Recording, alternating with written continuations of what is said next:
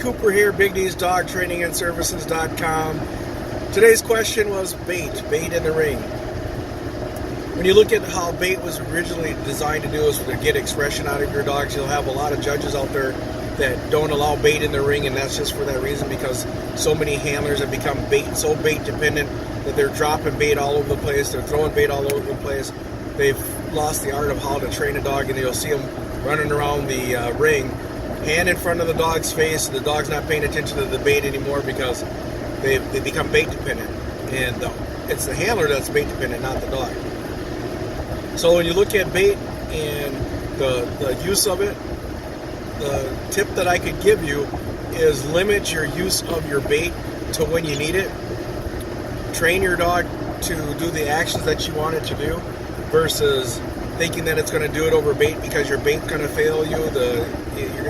You're going to see adverse shyness. You're going to see a lot of different aspects when you over bait your dog. And then you'll see that if you take a videotape of yourself, if you over bait your dog, where you're running with your hand in front of your dog with bait in it, thinking that's just going to keep your dog's head up or keep your dog, and it just looks, it throws your dog off.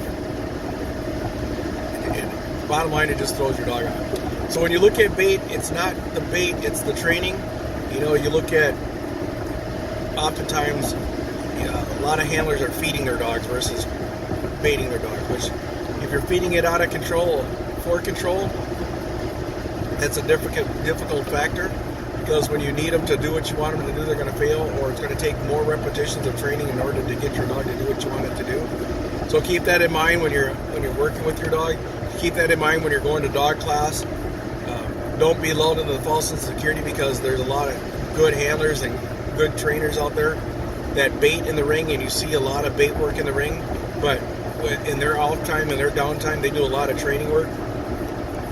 There's a young man out of Wisconsin, and you see his dogs are phenomenal working, picking up bait off the ground, but it throws your dog off because his dog's been trained not to only get it when they're told to. And so him being bait dependent, it looks like he's bait dependent, but he's not.